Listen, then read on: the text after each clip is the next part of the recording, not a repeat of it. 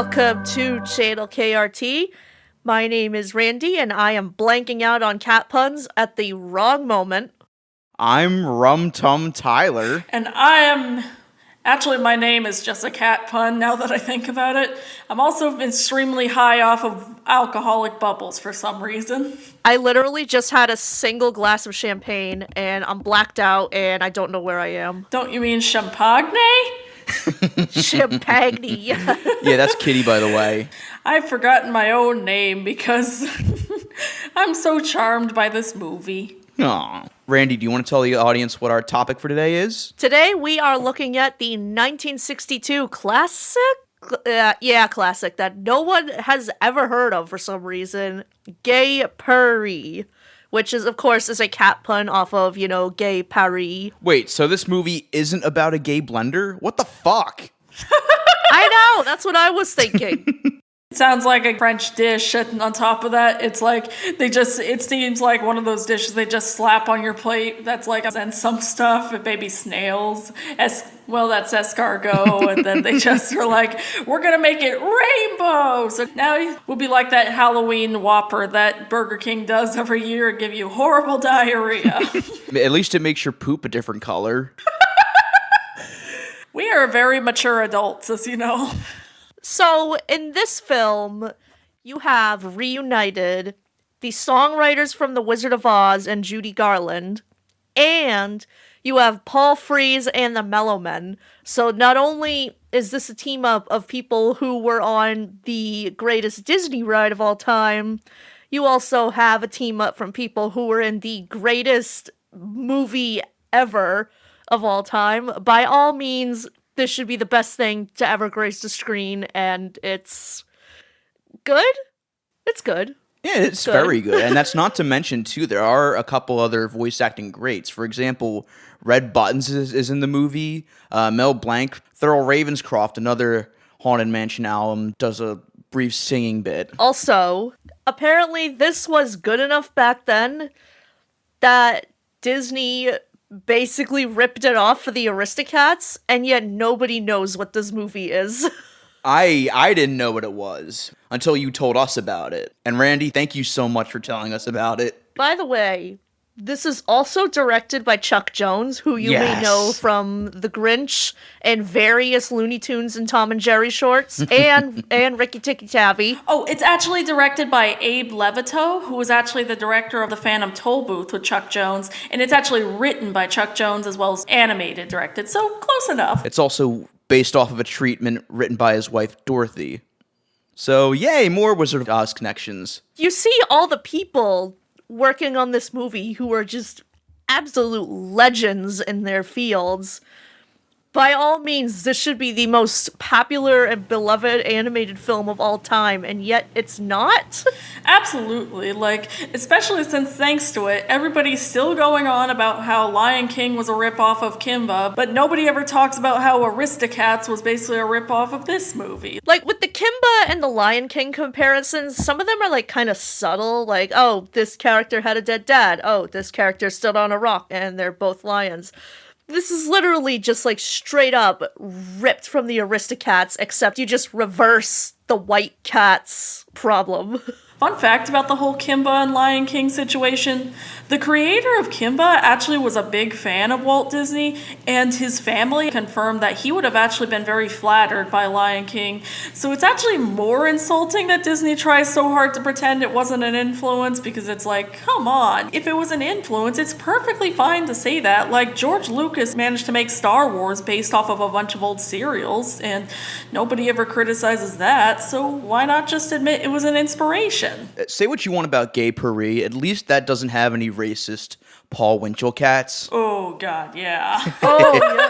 I'm not knocking the Aristocats, I'm just saying. It has Judy Garland, regardless of what songs from the Aristocats it doesn't have. That's totally fine, because anything she touches is magic. Oh yes, this movie wants you to know that Judy Garland is the big selling point of this movie. The trailer literally opens with how a kid's being amazed, wow, that's Judy Garland? Say, who is that singing? Isn't that... It sure is, the one and only. You mean Judy Garland? Who else could sing like that but Judy Garland? It was kind of the Robin Williams is the genie of its day, except Judy Garland actually was happy with the movie being merchandised. They really used her as a selling point too. Just about like all of the posters have an actual picture on her of it. Like they were really banking hard. Like, And you know what? It's absolutely worth it because her performance in this movie is delightful. She just embodies Musette. Like, they really managed to design Musette as a character that Judy Garland would absolutely play and really design her to her personality as well. In some ways, I wonder if Musette was kind of a heavily relatable character for her because Musette wants freedom and wants to be able to go to a new city. And while I won't go into too much detail about Judy Garland's tragic life, I can't imagine it was all too different from what she faced. now that you mention it, Musette's whole thing does remind me a lot about her life. How she went out, made it big time, but she was, taken advantage of and all that shit. And she just wanted to go back to her simple life with her man. Judy Garland really deserved so much better in retrospect. So Yeah. much better. Oh my god. Oh man. And it's kind of ironic that she's considered the ultimate gay icon and this movie's called Gay Purr-Ee. I think they knew what they were doing. They were like, Oh man, if it turns out this was like a shout out to her gay audience. Woke, Friends of Dorothy. Bespoke, Friends of Musette. You know what? I'm not gay anymore. I'm just gonna start calling myself Friend of Musette.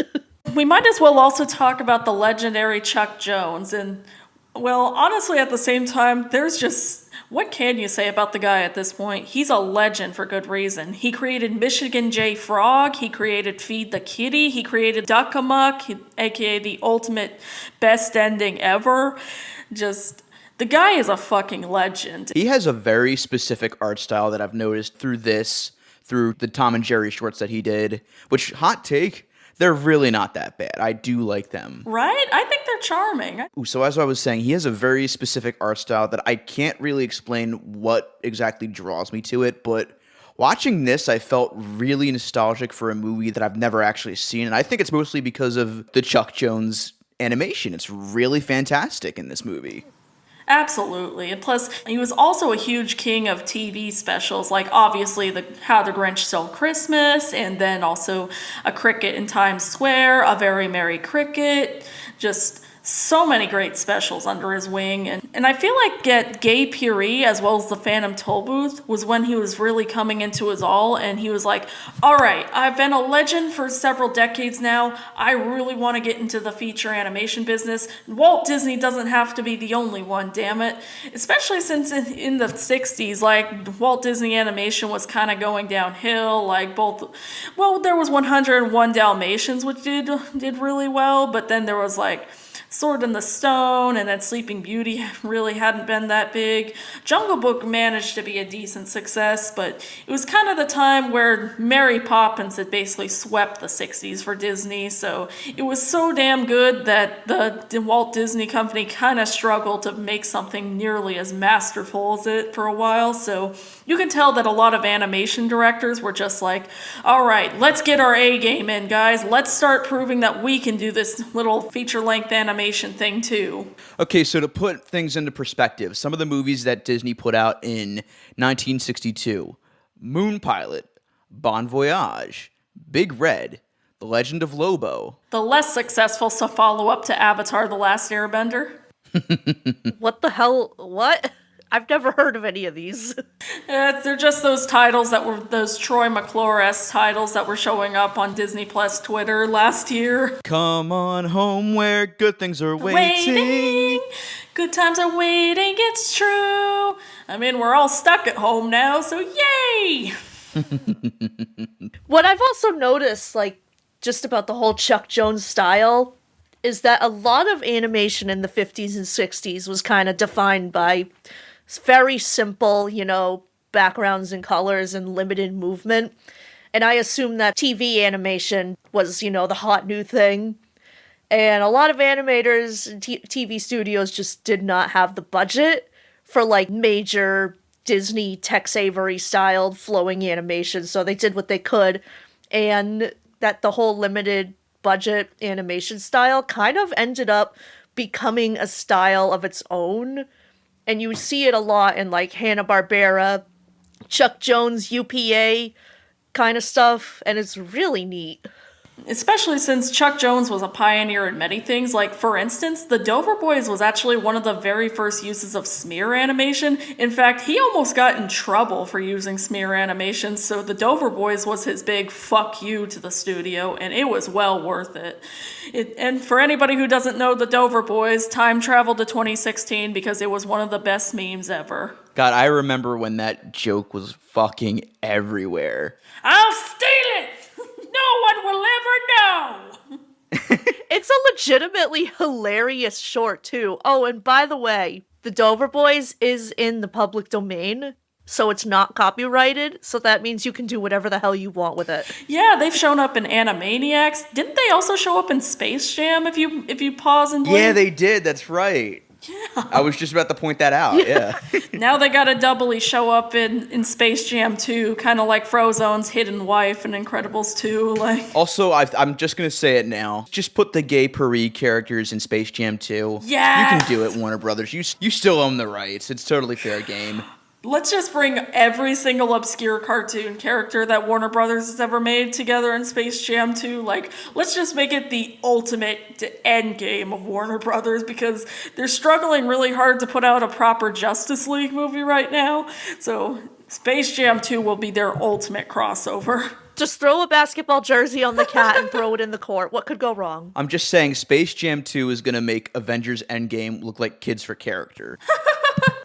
So this was only the second animated film that was made by United Productions of America. The other one was a film called 1001 Arabian Nights, which starred, of all characters, Mr. Magoo. Really? Yeah, I guess it was like, let's retell Aladdin, but with Mr. Magoo. Well, I guess not Aladdin, because that wasn't like the official term until 1992, but I never liked Mr. Magoo. That character was always just one joke, and that's, he's blind.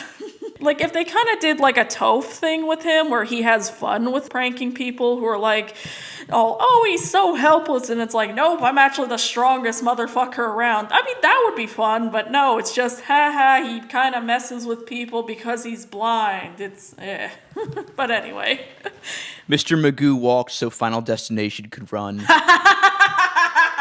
So this movie opens with a goddamn gorgeous sequence that kind of reminded me a lot of a movie called The Women from 1939, where they have a slow intro that kind of shows every actor and then slowly shows them in their character form. It's really damn neat, and they have this beautiful painting style. It really sets up the vibe for this movie perfectly, because it's just a very relaxing and very gorgeous movie to look at. Everything in this movie, the animation is just so perfect. The backdrops are absolutely beautiful.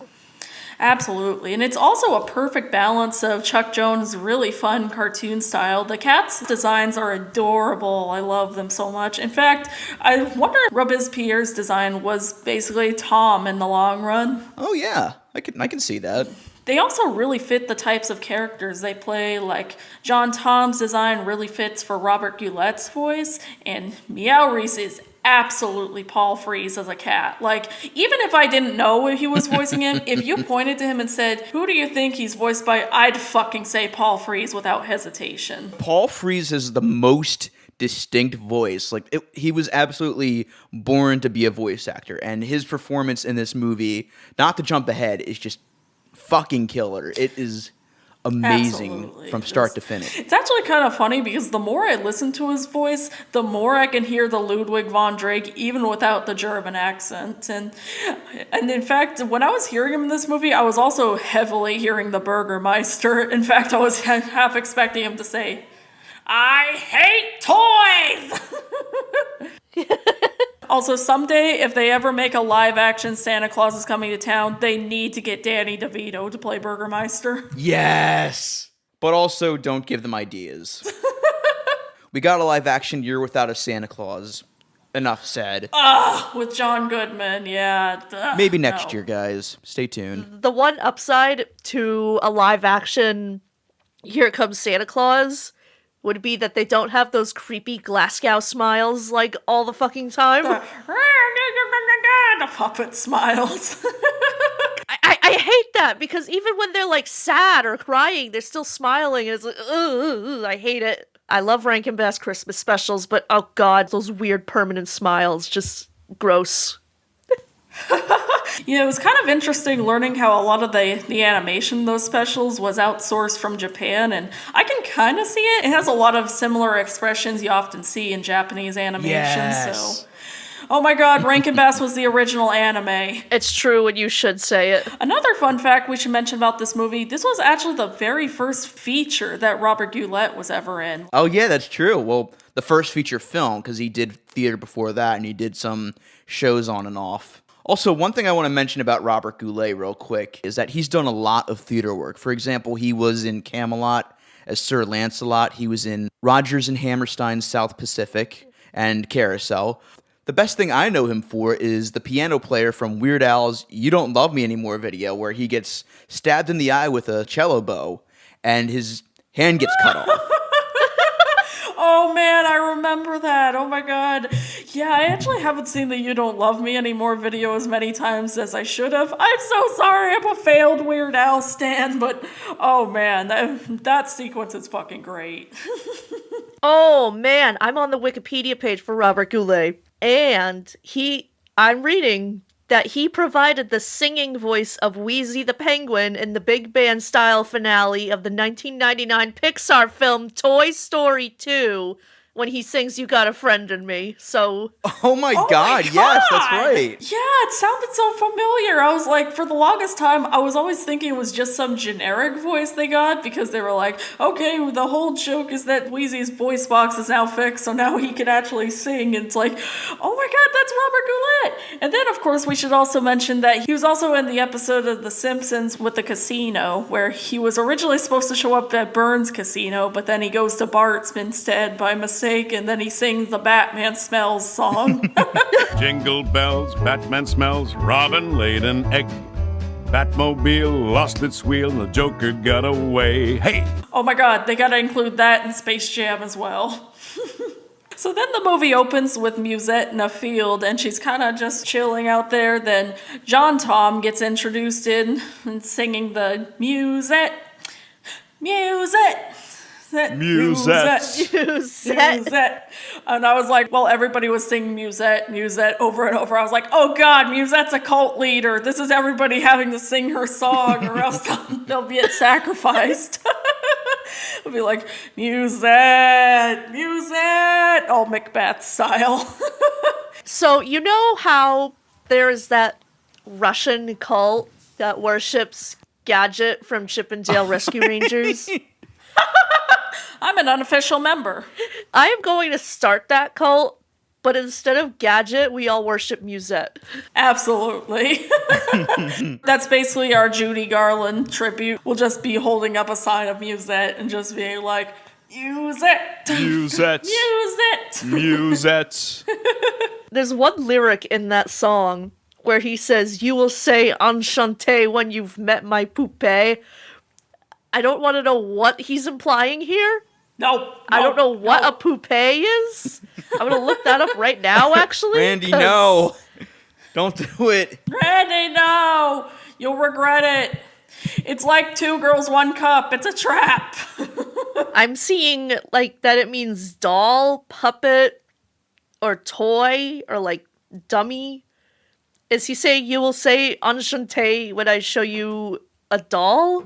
So John Tom is basically spending most of the intro trying to catch a mouse to impress Musette, but like Musette is just not fucking having it. She's just all, what are you trying to do, impress me? And it just basically like she gets so mad at him for being a peasant, and I'm just like, damn you bitch, that's your boyfriend. Before that, they're just sitting there all snuggled up together, and then Jean Tom goes for the mouse, and she's like, "You're just a big clumsy country oaf," and then Don't forget Robespierre, you guys. oh jeez, Robespierre is baby. You know, when he first started, I was kind of worried, like, oh no, he's going to be a preemptive Scrappy-Doo, isn't he? Yeah, I was thinking the same thing.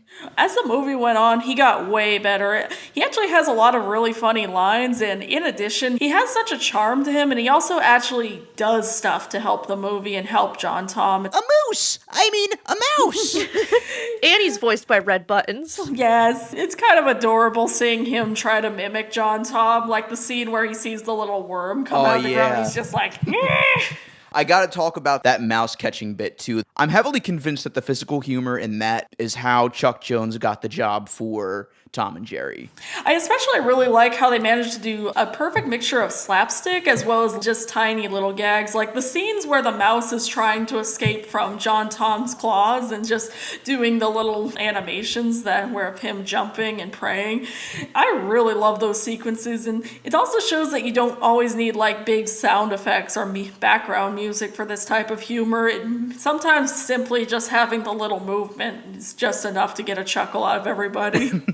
So I should mention what John Tom does to catch the mouse. So he basically just turns himself into an armed weapon. He basically turns his eyes and whiskers into a scope, and he sets his sights on the mouse. And the mouse just accepts defeat right off the bat. And it actually comes back into play later, but we'll get to that. Oh, one more thing I do want to mention. Probably one of my favorite bits in the whole movie is A poem dedicated to Musette. Roses are red, violets are blue.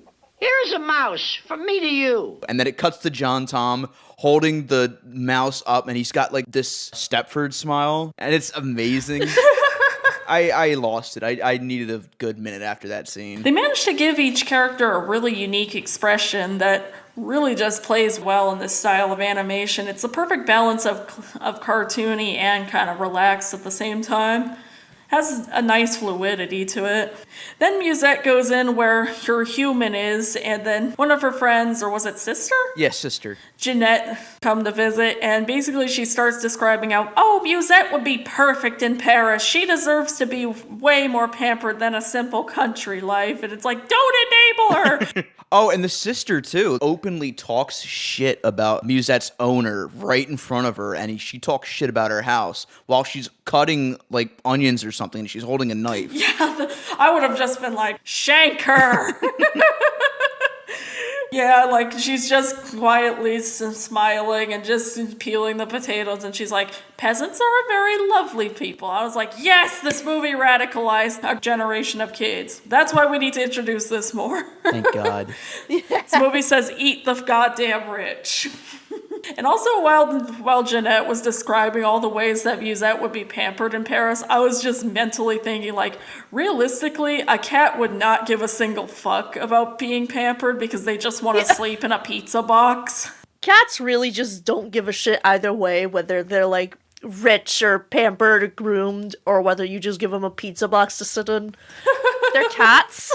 And then it leads into our Judy Garland song, and basically hearing her sing, take my hand, Purr-Ee.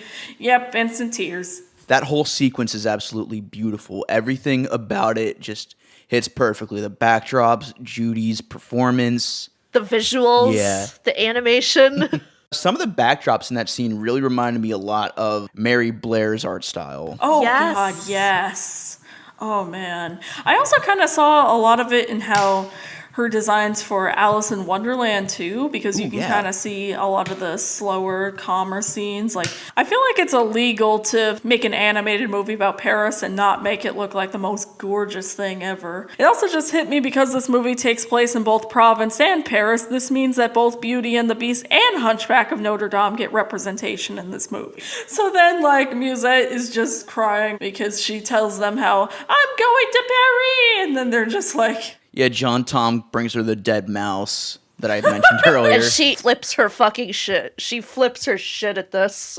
Like, she's kind of being a jerk, almost, in this scene. Yeah. Like you kind of feel for Jean Tom. He caught her this, like, nice little mouse, and she's just, like, ragging on him. And she literally just learned what Paris is. Yeah, Randy, in all fairness, you gotta remember, this is basically like the cat equivalent of stabbing a random guy in the street and offering him to your girlfriend as a sacrifice. I would love that. You know, I wonder if any incels ever got their views on women from this movie. They're just like, oh, women don't appreciate what I do for them. But John Tom drinks respect women juice. Change my mind. And it's so funny that like she's going crazy over this because she literally just learned what Paris is like less than 5 minutes ago. And already she's decided she is like a high society cat. Like, please think this through, like, for 5 seconds. I know you're a cat, but... I mean, in some ways she does kind of come to develop. It's kind of more of a be careful what you wish for situation, where she's kind of led into paradise, and then she doesn't realize, oh, wow, paradise is actually secretly hiding a bunch of horrible shit. It's basically paradise sucks. It's basically the Matrix of its day. Like, you live in the best utopia ever, but deep down, it's actually fucking horrible. Deep down, there's a cat voiced by Paul Frees.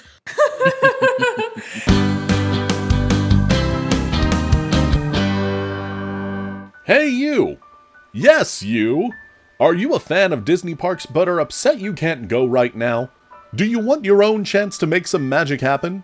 Do you like art, comedy, and tomfoolish shenaniganery? Then have we got some good news for you! In an effort to help laid-off Disney cast members and similar park employees, At Thanks for Magic is hosting a 36-hour charity live stream. Set your calendars for noon Pacific Standard Time on Saturday, December 5th so we can all come together and say, thanks for the magic. If you want to help make this happen, follow At Thanks for Magic on Twitter for updates. Together, we can make sure that those who helped us make magic get some magic in return. Oh yeah, we should mention too, Robespierre tells her off after she basically calls them like plebeian peasants. You know, he was kind of justified, let's be fair. Yeah, I can't really be mad at him. He basically tells her to fuck off, and that basically leads into her stowing away and going to Paris. So then she sneaks onto Jeanette's car, and then she manages to find a way to sneak onto the train. That leads into our second song, Roses Red, Violets Blue, and oh, it's such a beautiful sequence. It's like... It's a much more upbeat song, too. I feel like I've heard the melody of this song somewhere before, but I can't really place where I've heard it. Like the roses red, violets blue. It kind of reminded me a lot of the song that's kind of playing throughout the Dover Boys. Oh, Dora dear, sweet Dora dear, keep courage up and chin held high. The stalwart sons of OPU are here at hand to do or die. Pew, pew, we're all for you. Yay, boom. That's where we get introduced to our villain of the movie, which he's basically a villain. Like, the way they designed him, like, you can instantly tell right off the spot. In fact, I wonder if he was the design inspiration for Mr. Mistopheles, because as soon as I took one look at him, I was like, oh, well, never have I ever a cat so mad. And now they're going to remake this movie with horrible CGI. Ew, no! Oh god, what have I manifested? Pretty soon they're gonna also make that Yellow Submarine Robert Zemeckis remake. What the fuck? Normally I don't say this about a movie, but I am so glad that that never happened. Thank God Mars Needs Mom's bombed. I think someone needed to tell Robert Zemeckis that it's okay to stop. Well, nobody told him that for Welcome to Marwen, so... Listen, just because you think it looks good doesn't mean it looks good to everyone else. You made 3 great Back to the Futures, now stop. You're gonna see a lot of shit. And so then he basically starts describing how, oh, I can make you so famous, and I can make you an absolute beaut. I'll take you to my good friend. And it's like, oh god, Maurice is a cat trafficker. Like, right off the bat, you can tell this guy is a skeevy mofo. Maurice is gonna be found on the Epstein flight logs. Oh, jeez. Also, I gotta get this out real quick. Some people call me Meow Reese. That was beautiful. One thing I love about Meow Reese is that he's a tuxedo cat, but he's actually, like, a tuxedo. Oh my god, yeah, they kind of design it so it looks like he's wearing a tuxedo, and then he kind of has the little hair. Also, the whiskers kind of form like the evil handlebar mustache, too. Yes. It's very good character design on Chuck's part. Yes. Thank you, Chuck. Absolutely. And so then John, Tom, and Rose Pierre get to the train station, and then they meet this really old blue cat who's all, "Oh, if I saw her, I would have known." And it's basically like, well, then why are you even asking him? He's probably suffering from Alzheimer's. And so then they have to chase the train, and then it cuts to a sequence where they're trying their best not to fall off the bridge, and it's actually a really fun little sequence. I feel like it was just an excuse to kind of get a little bit of fun slapstick animation in, or maybe it was a studio mandate, but it's a really cute sequence. Oh, you're talking about the part where Rose Pierre's on John Tom's back, and he almost falls off the train tracks, and he's like hanging on by a thread. That was very Looney Tunes. In the best way. Absolutely. It basically reminds me a lot of like whenever you see, not just when they're in the air gags, but when they kind of drag it out for a while, where like the person doesn't even realize they're in the air until like, or like Bugs Bunny is tricking them into going off the cliff. So then we meet Madame something something. Madame Rubens Chate. Basically, she's his sister and the Persian cat. And she looks like Hermione Gingold voices her. It's just a perfect design. Like, every design is just perfectly tailored. You know what's funny? For some reason, her character design reminds me a lot of that terrifying Cheshire Cat puppet from Adventures in Wonderland.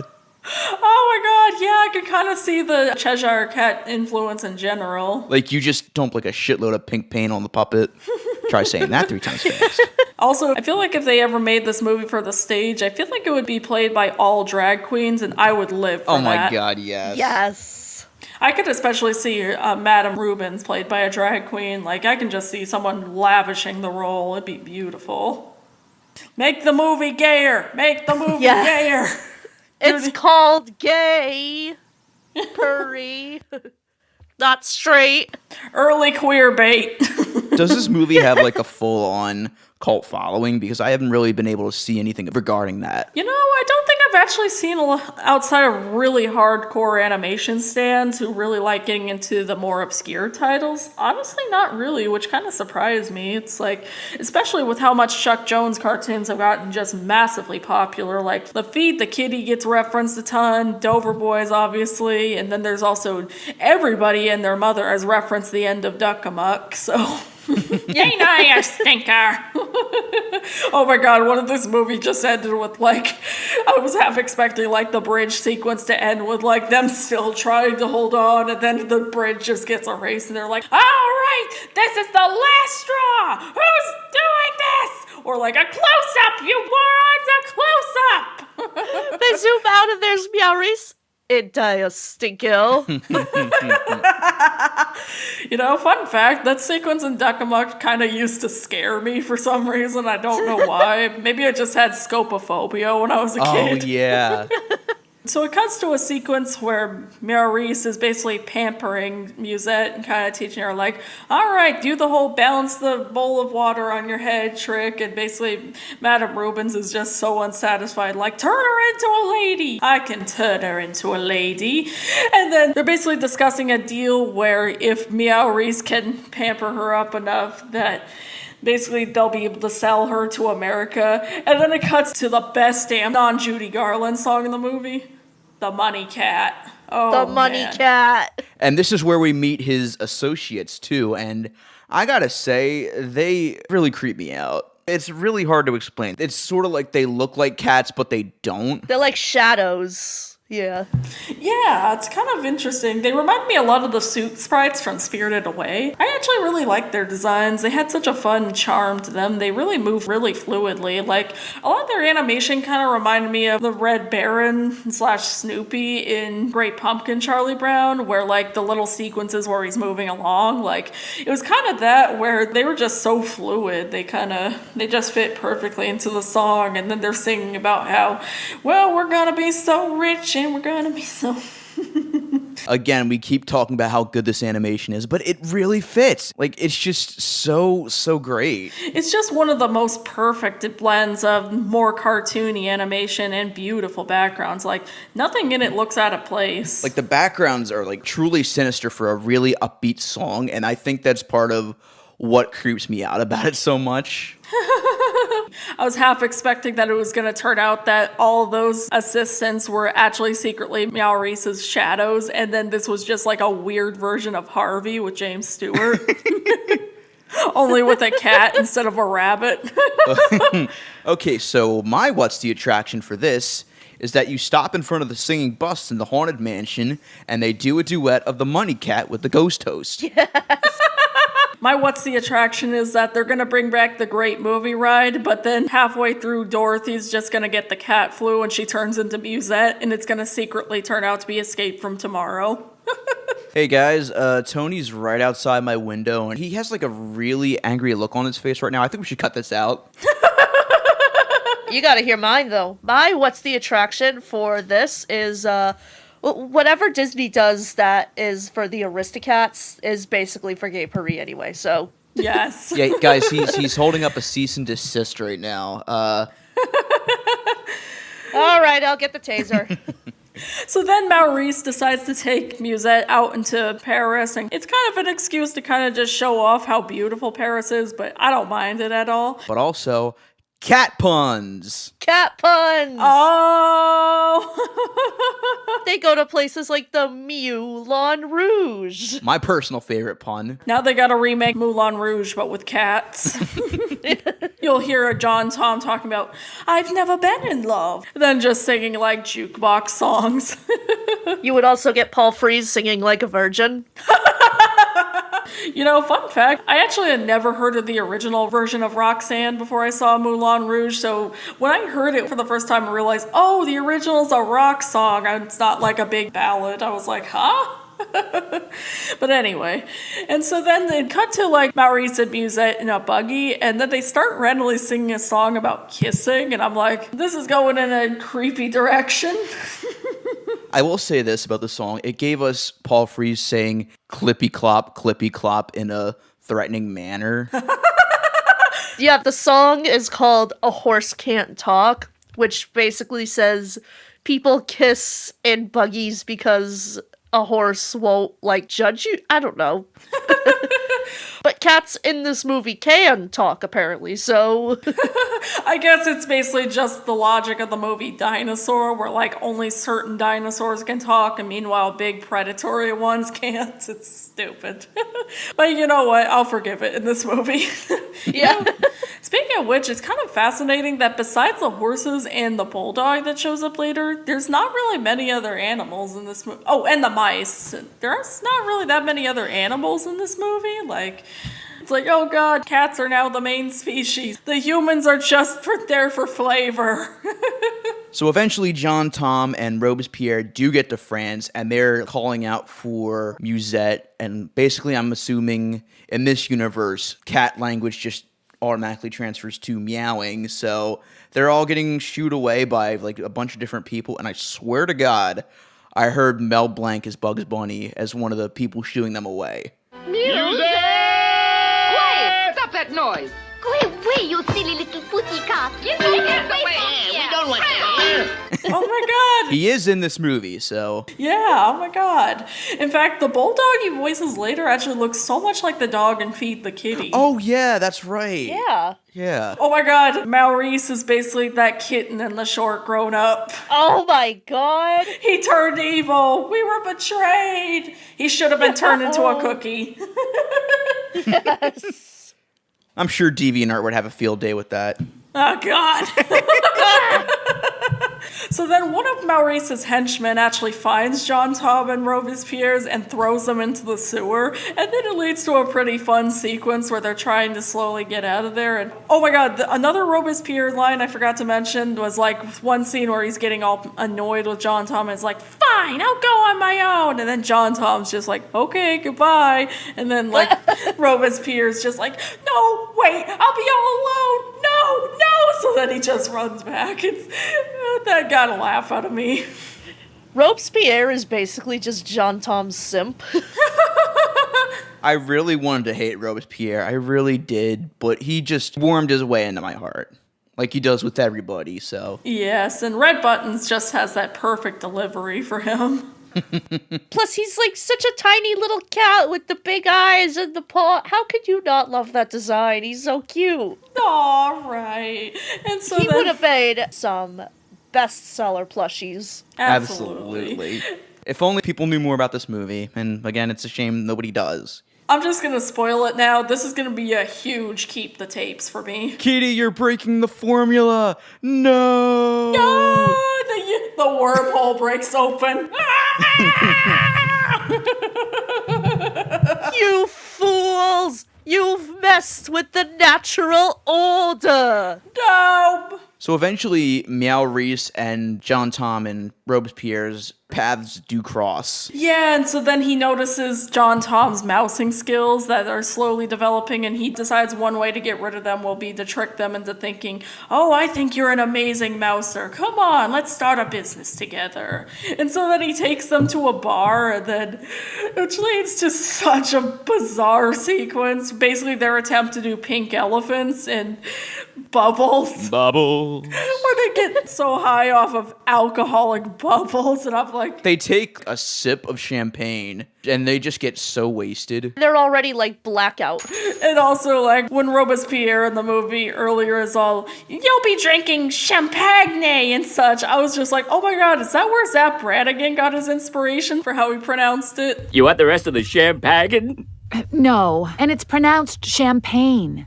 Oh God, no! Oh my god, another fun fact I forgot to mention. Abe Simpson on The Simpsons was actually named after the director of this movie, Abe Levito. Really? Holy shit. Yeah, if you go on the Wikipedia page, it's listed as that. And I think also it was the name of Matt Groening's son or grandson? Let me check.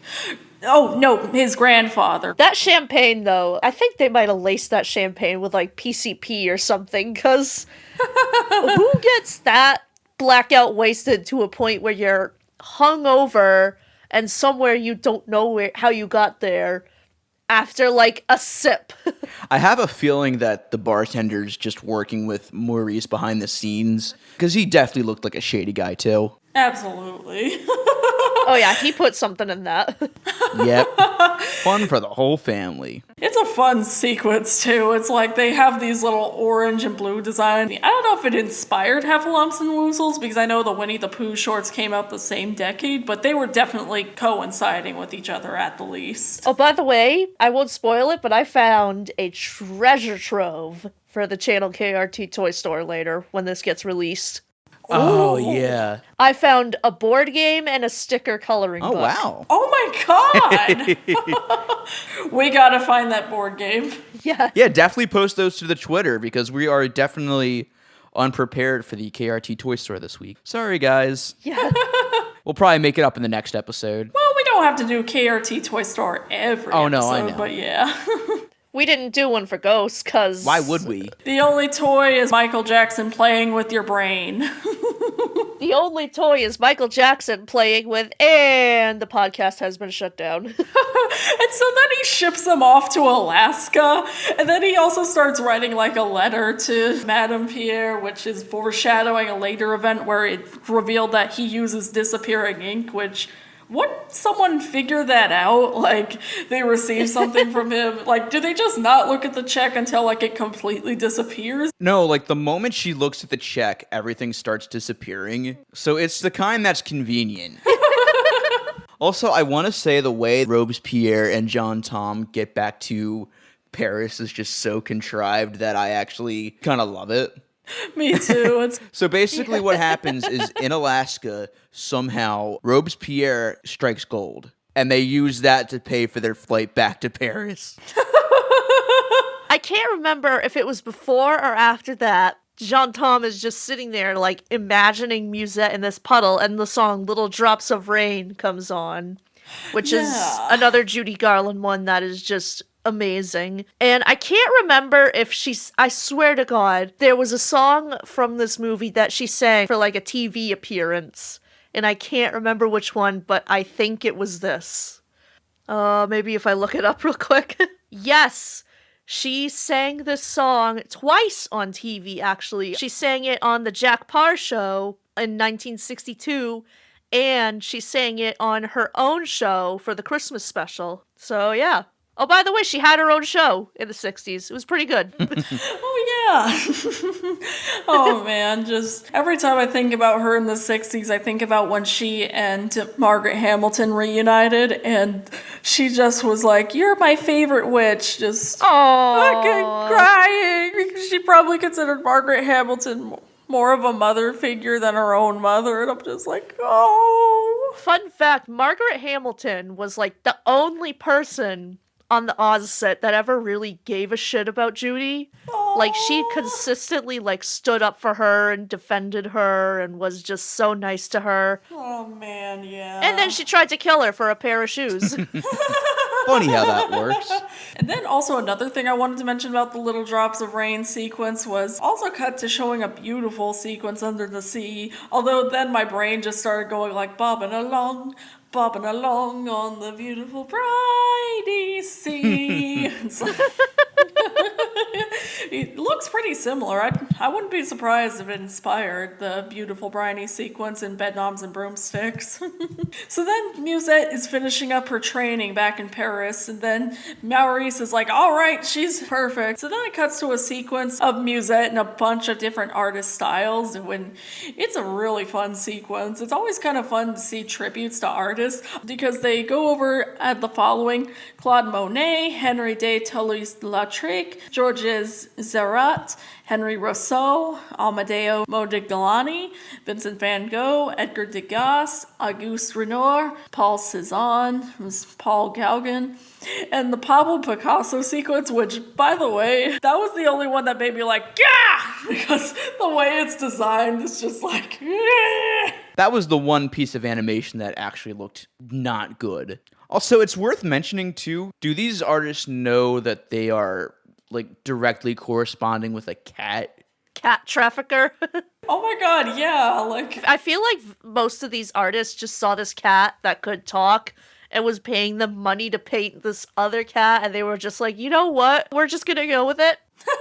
This is the French art revolution of the early 1900s. We'll just do anything at this point. They were basically just high on the alcoholic bubbles, and they were just seeing this talking cat voiced by Paul Frees and just being like, yes, Mr. Freeze, here you go. Oh, shit. Theory. Maurice gave them all that weird drugged champagne, and that made them just completely bow to the demands of this weird talking cat. To be fair, don't we worship cats already, even minus alcohol? True. That's true, yes. But if a cat talked to me and said, hey, you're one of the greatest artists of all time, can you paint this cat that I plan on literally trafficking? I'd probably be like, okay, talking cat. I mean, he probably left that part out, at least. Yeah. So, who knows? Well, you never know. And so then it's kind of more of the usual, oh, you're going to be so big and we're going to have you all perfect. And then, so then that cuts to the sequence we were talking about with the invisible ink and the check. And so then Madame Rubens is just like, fuck you. And so then he takes Musette to his hideout in Notre Dame because, oh my god, Maurice was the original Frollo. I'm just saying, we deserve Paul Frees singing Hellfire. Yes! Oh my god!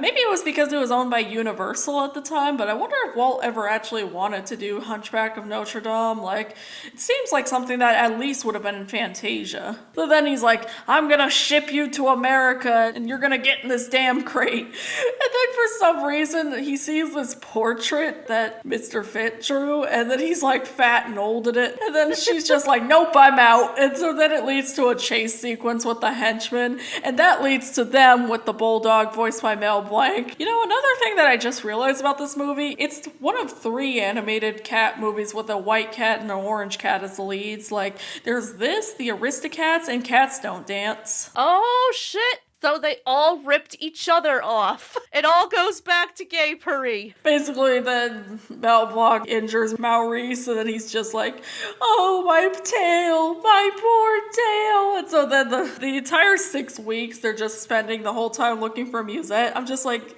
don't these people, like, have other female cats to traffic? Like, couldn't they just go find other female cats and then just be like, I mean, it's Paris. Like, there's gotta be at least one other pampered cat there. Wait, so that was 6 weeks? Yeah, I guess in the movie that was supposed to be 6 weeks passing by, and it's like, what the hell? I could have sworn, just by cartoon logic, it could have been like at least a day. I guess that could explain why it looks like Jean-Tom and Robespierre got back to Paris from Alaska so fast, but the 6 weeks things, when you put it into that perspective, that makes total sense. They don't even really do like a transition with that. They kind of just show like newspapers, and I'm like, to go back when news was so slow, we had to report on cats digging up gold.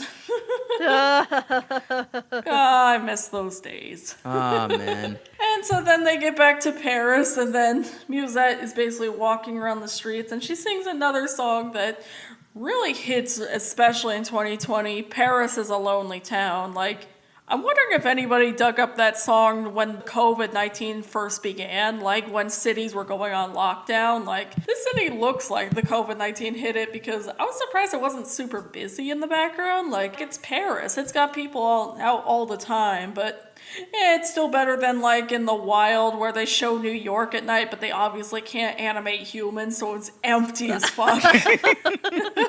See, at least Gay Purr-Ee is a good movie. Yeah, Exactly. Fuck the wild. In this house, we hate the wild. Yay!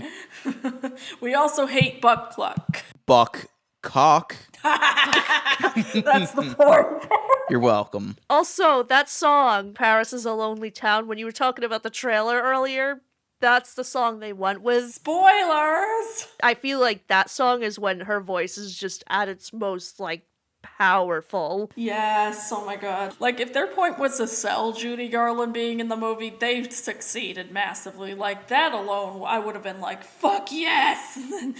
Not even knowing how many more amazing people are in the movie. Like, and you can tell that this is the Wizard of Oz songwriters, because they kind of have very similar styles, kind of the long, emotional songs, as well as the fun little sequence songs. It really fits for the type of songwriters they are.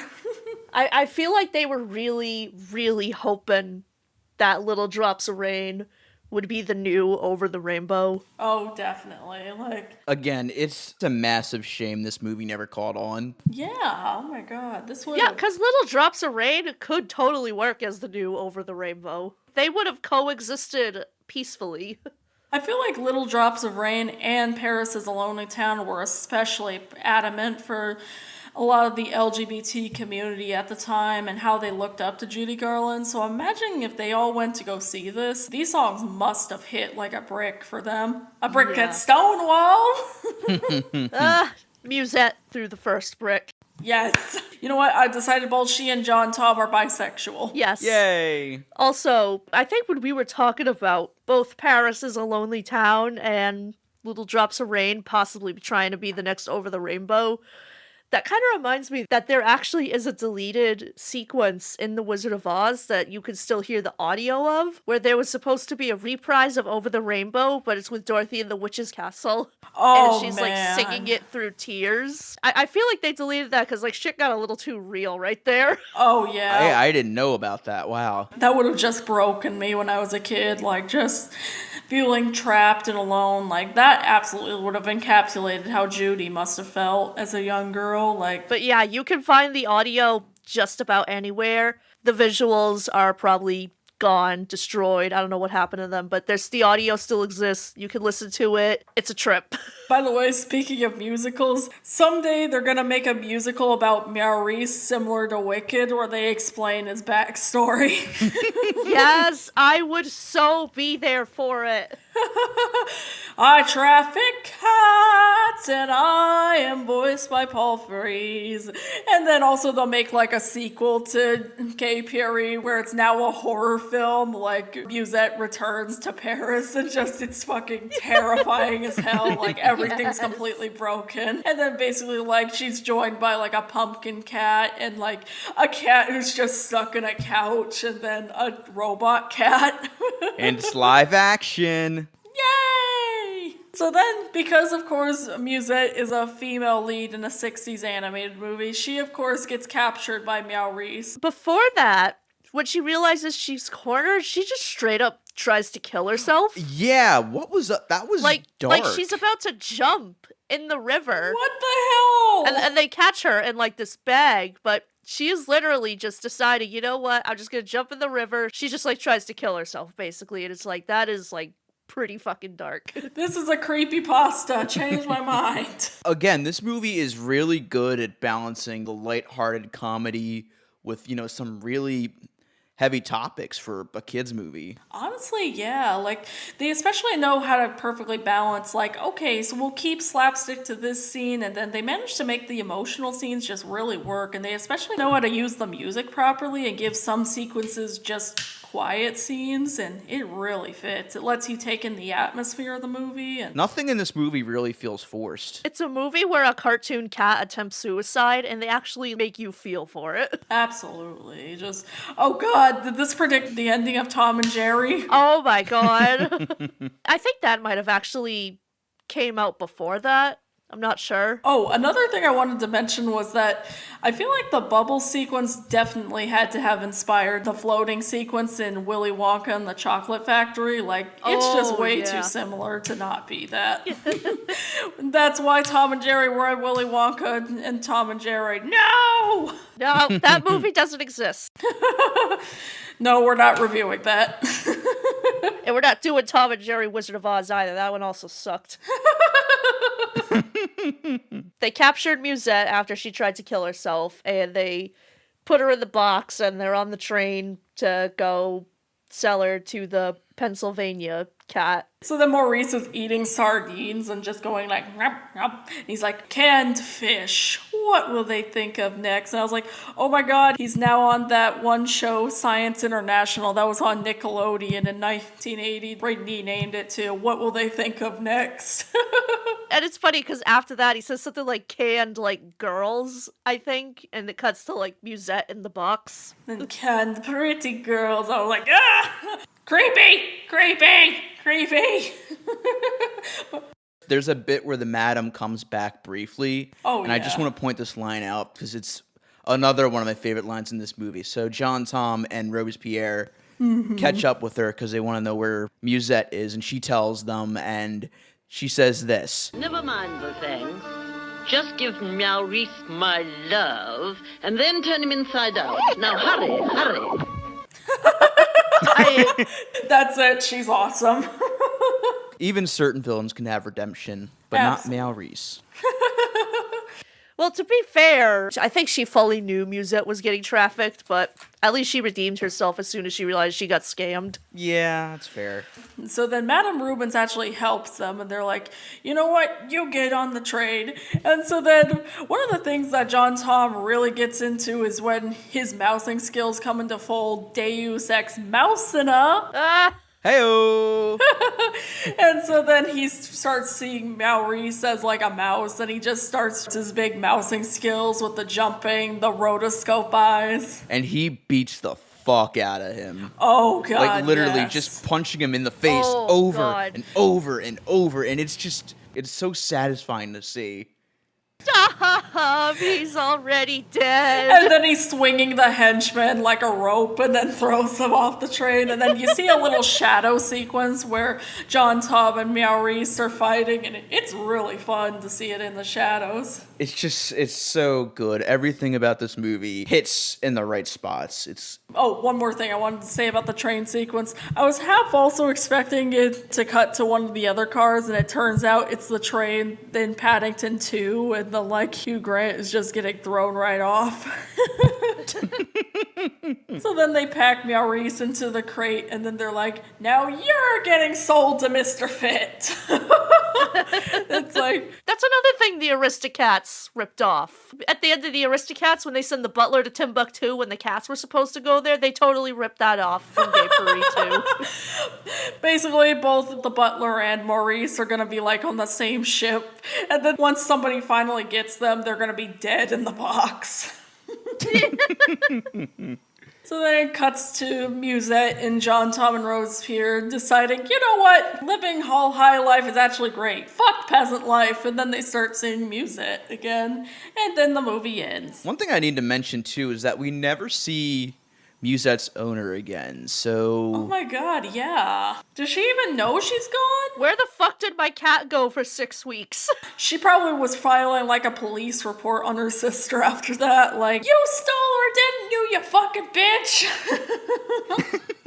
So it's time for our favorite segment here on Channel KRT, Preserve the Tape or Erase Every Copy. And I'm personally saying preserve it. This is a treasure. This has so many awesome people attached to it. I think its only real problem is that it just kind of feels a little slow. But other than that, preserve the shit out of this. Tell more people about it. This deserves to, like, be way more loved and known than it actually is. yeah, you basically said it as well as I ever could, so I am definitely going to have to preserve it as well. But I also do want to say it's just a shame nobody really ever caught on to this movie, because it really is fun from beginning to end. The songs, again, they're still stuck in my head right now even. And they're probably going to be stuck in my head for a very long time, so. Absolutely, I agree. This is a massively underrated film, like a really underappreciated piece of 60s animation culture, which is funny because this had to have inspired a ton of different animation styles and animated movies. And I think it even took a lot of inspiration from others as well. It's the perfect blend. In addition, you can kind of see how Chuck Jones just pushed himself to the top in this decade, with especially when he created The Grinch later on, and then a lot of his TV specials, also, and how he managed to get the opening and closing sequences in Gremlins and Stay Tuned and in Mrs. Doubtfire. This is him really coming into his all as a director, like being able to just swing big for the fences and say, I can do what Disney's been doing for almost 2 decades now. I can prove that feature-length animation doesn't just have to be Disney, and he succeeded, honestly. Like, the movie's definitely got its little riffable moments, but I love this movie. It's a huge keep the tapes for me. Alright, it is plug time now. You can find me at Cosmic Rewinds, just replace the E with the 3 on Twitter. And you can follow me on my 2 other accounts, No Context Harley Quinn and No Context TGIF. I promise I'll update them. I know I've been slow, but stuff's coming, I promise. And I am over on at Mission Breakout on Twitter. I'm over at A Walking Pun on Instagram. And you can also find me crying in every corner. You can find me on Twitter at TylerFG, Instagram at TylerFG96. And as always, thank you guys for listening, and thank you guys for the feedback we've been getting. We've already been getting a solid fan base. Some really good reviews have been coming into us through Apple Podcasts. So yes, shout out to you guys. So thank you so much. Thank you so much. It means the world and really helps us get love out you. there. We really do. Yeah, so as always, be sure to like and subscribe, spread the word, leave a review on Apple Podcasts, download any of our episodes. Anything helps, really. And since we're here, I guess this is a good time to announce something huge for the 3 of us. In last week's Escape from Walt Disney, you probably heard a familiar voice telling you guys that the next episode of that podcast will be on The Great Muppet Caper. Well, I'm happy to announce that not only will I be on Escape from Walt Disney, but it's going to be a full-blown Channel KRT crossover. No spoilers, but it was one of the most fun I've ever had recording a podcast, and I already have a ton of fun recording podcasts, so it was absolutely amazing. It was a blast. Y'all are gonna love it. Yeah, so depending on which comes out first, you're going to get a double dose of Channel KRT goodness this week. So Heck yeah, there you go. We're gonna be bringing on the nostalgia, and it's kind of a perfect follow-up to our Puzzle Place episode 2 and our discussion of Muppet alumni. So we get to go back into an essential piece, if not the essential piece of Muppet history. So stay tuned for that. Also, shout out to the actual Muppet History Twitter. Yes. Yes. We like that Josh guy. is a king. We love him. And this is Channel KRT, cutting the static.